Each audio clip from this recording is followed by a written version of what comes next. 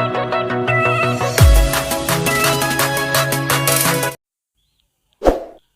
Everyone, I welcome you all to my YouTube channel study unique.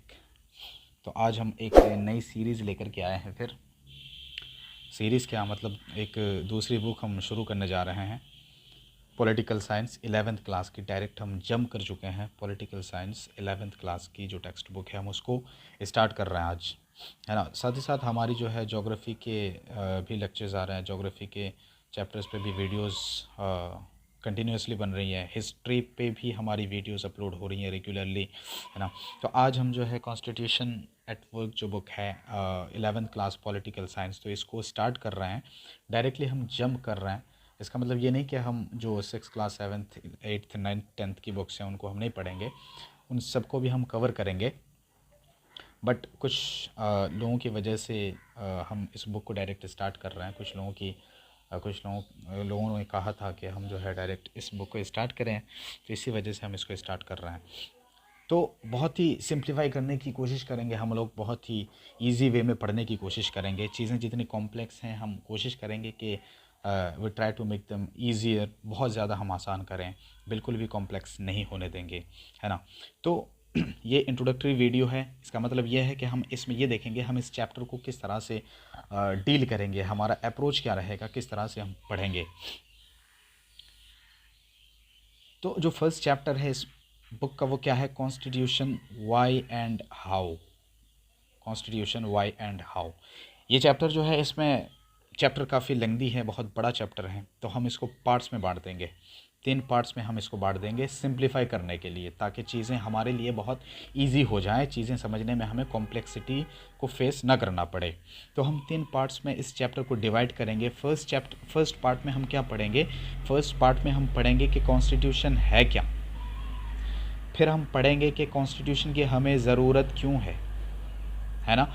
और constitution की ज़रूरत क्यों है, या फिर कॉन्स्टिट्यूशन के फंक्शंस क्या है। इन दोनों सवालों के जवाबात या फिर इन दोनों सवालों के क्वेश्चंस के आंसर्स जो हैं वो एक ही हैं। यानी कॉन्स्टिट्यूशन की हमें ज़रूरत क्यों है, इसके आंसर्स और इसके फंक्शंस क्या हैं, दोनों के आंसर्स क्या हैं, सेम है। तो हम पहले पार्ट में पढ़ेंगे कॉन्स्टिट्यूशन क्या है, कॉन्स्टिट्यूशन की हमें ज़रूरत क्यों है, और कॉन्स्टिट्यूशन के फंक्शंस क्या है। सेकेंड पार्ट में हम फिर क्या पढ़ेंगे, सेकंड पार्ट में पढ़ेंगे what makes a constitution effective और जस्ट। एक कॉन्स्टिट्यूशन को वो कौन सी चीज़ें हैं जो इफेक्टिव बनाती हैं, है ना। तो इसमें कई चीज़ें हैं, जैसे मोड ऑफ प्रोमulgation है, ये इफेक्टिव बनाता है, किस तरह से बनाता है हम देखेंगे चैप्टर में।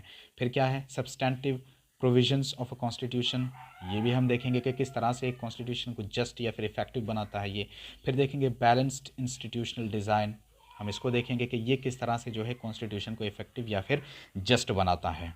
ये हो गया सेकंड पार्ट। थर्ड पार्ट में हम क्या पढ़ेंगे, थर्ड पार्ट में पढ़ेंगे कि इंडियन कॉन्स्टिट्यूशन को कैसे बनाया गया था, इंडियन कॉन्स्टिट्यूशन को कैसे बनाया गया था, जिसमें कि ये सारी चीज़ें आएंगी कि कॉन्स्टिट्यूएंट असेंबली बनी पहले, फिर कॉन्स्टिट्यूएंट असेंबली का क्या कंपोजिशन रहा, है ना, इसकी क्या साख्त रही। फिर प्रिंसिपल ऑफ डेलीबरेशन, बी है not V, principle of deliberation. फिर है inheritance of nationalist moment, not moment, movement,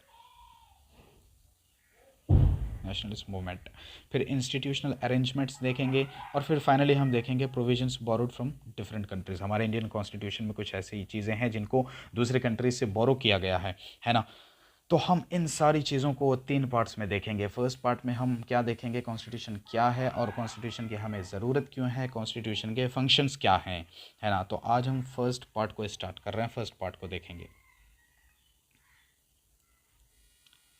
तो what is constitution.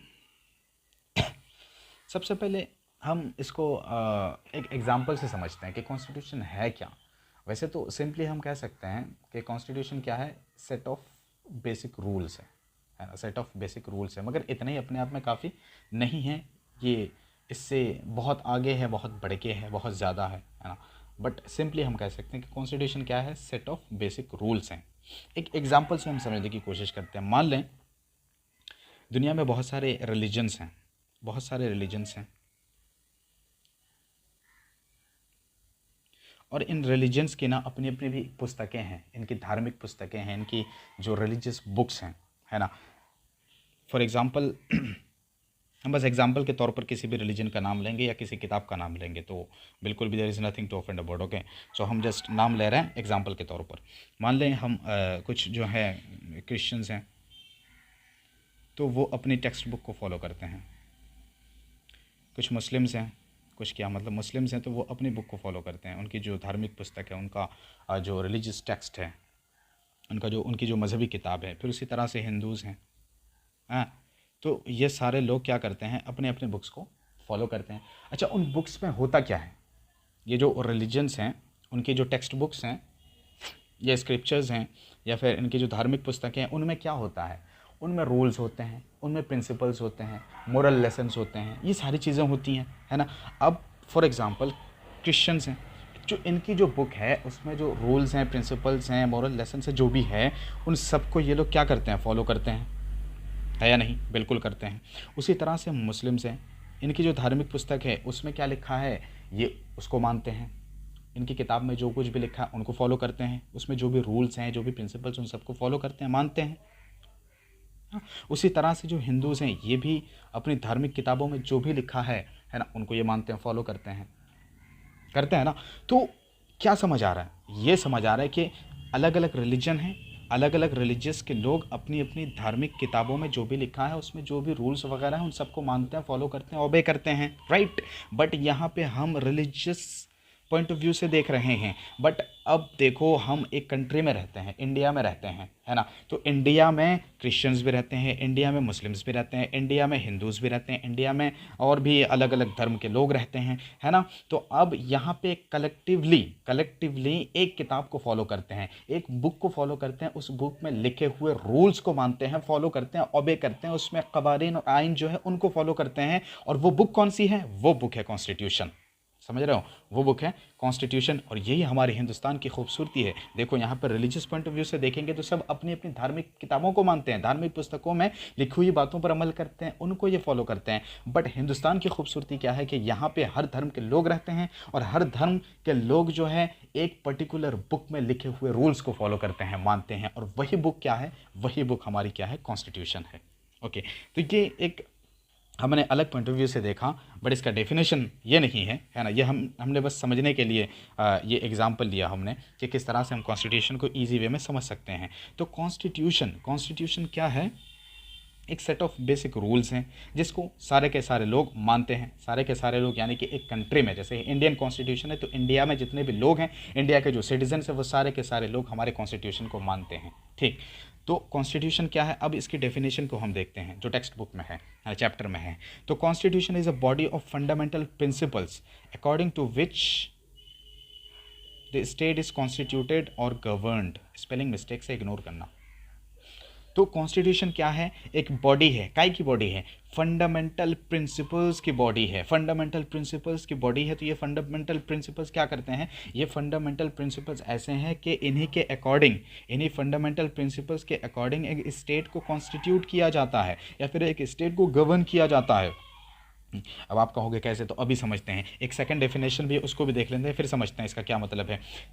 A constitution is a compact document that comprises a number of articles about the state। तो constitution क्या? एक compact document है जिसमें क्या है? जिसमें आर्टिकल्स होते हैं। काय के आर्टिकल्स होते हैं? तो आर्टिकल्स होते हैं रिलेटेड टू स्टेट। एक स्टेट से रिलेटेड उसमें क्या होते हैं? आर्टिकल्स होते हैं। स्टेट यहाँ पे मेन्स कंट्री। यहाँ पे स्टेट का मतलब राजस्थान, गुजरात, वेस्ट बंगाल ये सब नहीं है। स्टेट का मतलब यहाँ पे क्या है? कंट्री है, हमारा देश है, ठीक है। तो एक कॉन्स्टिट्यूशन क्या होता है? एक कंपैक्ट डॉक्यूमेंट होता है जिसमें आर्टिकल्स होते हैं स्टेट के बारे में। वो आर्टिकल्स क्या करते हैं? वो आर्टिकल्स स्पेसिफाई करते हैं कि एक स्टेट को कैसे कॉन्स्टिट्यूट किया जाना है, एक स्टेट को, एक कंट्री को कैसे बनाया जाना है, और फिर उसमें कौन से नॉर्म्स होंगे, कौन से प्रिंसिपल्स होंगे जिनको उस स्टेट को, उस कंट्री को फॉलो करना चाहिए, है ना। अब देखो इसका मतलब क्या हुआ? इन दोनों डेफिनेशंस का मतलब ये है कि हमारा कॉन्स्टिट्यूशन है वो एक बॉडी है फंडामेंटल प्रिंसिपल्स की, या फिर एक कंपैक्ट डॉक्यूमेंट है। उसमें क्या है? फंडामेंटल प्रिंसिपल्स हैं और क्या है? नंबर ऑफ आर्टिकल्स है, बहुत सारे आर्टिकल्स हैं। वो आर्टिकल्स क्या स्पेसिफाई करते हैं? वो आर्टिकल्स जो है किस किस ताल्लुक से बात करते हैं? तो वो आर्टिकल्स ये बताते हैं कि हमारा जो स्टेट है ना, उसको किस तरह से गवर्न किया जाएगा। हमारा जो स्टेट है, state again I am saying means here country, हमारा जो स्टेट है, हमारी जो कंट्री है, उसको किस तरह से कॉन्स्टिट्यूट किया जाएगा, उसको किस तरह से गवर्न किया जाएगा। अब देखते हैं, एक एग्जांपल लेते हैं। एग्जांपल क्या, जो हमारा प्रियम्बल है कॉन्स्टिट्यूशन का, है ना, we the people of India having solemnly resolve to constitute India into a sovereign socialist, है ना। यहाँ पे गौर करना, यहाँ पे क्या कहा कि हम जो है हिंदुस्तान के लोग, है ना, हम क्या करते हैं, हम कसम खाते हैं, काय की कसम खाते हैं कि हम इंडिया को बनाएंगे। कैसा बनाएंगे, है ना, हम इंडिया को कॉन्स्टिट्यूट करेंगे। कैसा करेंगे, सॉवरेन बनाएंगे। इंडिया को हम क्या बनाएंगे, सॉवरेन बनाएंगे, है ना। और क्या बनाएंगे, इंडिया को सोशलिस्ट बनाएंगे। इंडिया को क्या बनाएंगे, डेमोक्रेटिक बनाएंगे। इंडिया को क्या बनाएंगे, रिपब्लिक बनाएंगे, है ना। तो ये क्या बताता है ना, ये बताता है कि हाँ इंडिया को कैसे बनाएंगे। और यही चीज़ें कहाँ पे मेंशन है, मतलब कॉन्स्टिट्यूशन का वो प्रियम्बल किसका पार्ट है, कॉन्स्टिट्यूशन का ही है ना। तो कॉन्स्टिट्यूशन में यही लिखा गया है कि कॉन्स्टिट्यूशन क्या है, एक फंडामेंटल प्रिंसिपल्स की बॉडी है, या फिर एक कंपैक्ट डॉक्यूमेंट है, जिसमें यह बताया जाता है कि एक स्टेट को किस तरह से बनाया जाना है, एक स्टेट को किस तरह से गवर्न किया जाएगा। समझ रहे हो, तो ये क्या है, एक कॉन्स्टिट्यूशन है। हमने बहुत डिटेल में देखा, इस एग्जाम्पल से भी हम समझ सकते हैं। इसको इग्नोर करना बहुत ही बेकार लग रहा है। तो इसको इस एग्जाम्पल से भी समझ सकते हैं कि एक कॉन्स्टिट्यूशन एक किताब की तरह है, एक किताब ही है, उसमें रूल्स लिखे हुए हैं। जिस तरह से धर्म की किताबें होती है, उसमें उनके लिए रूल्स लिखे होते हैं। हर धर्म के लोग अपने अपने पर्टिकुलर रिलीजियस टेक्स्ट बुक को या स्क्रिप्चर को फॉलो करते हैं। तो उसी तरह से हिंदुस्तान में रिस्पेक्टिव ऑफ रिलीजियस पीपल, सारे के सारे लोग क्या करते हैं, हमारे कॉन्स्टिट्यूशन को फॉलो करते हैं। कॉन्स्टिट्यूशन में जो रूल्स हैं, जो आइन है, जो कवानीन हैं, उनको मानते हैं। उनके अकॉर्डिंग यहाँ पे वो हिंदुस्तान में रहते हैं। ठीक है, तो ये हो गया क्या, कॉन्स्टिट्यूशन। अब हम देखेंगे कि कॉन्स्टिट्यूशन की ज़रूरत क्यों है। गाइस, वीडियो जो है काफ़ी लंबी हो रही है, इस वजह से हम इसको यहीं पे एंड अप करेंगे, है ना। सो हम इसको विल डिस्कस दिस के why do we need a constitution, what are its functions. तो will be discussing this topic in the next video. Till then take care, bye bye, thank you.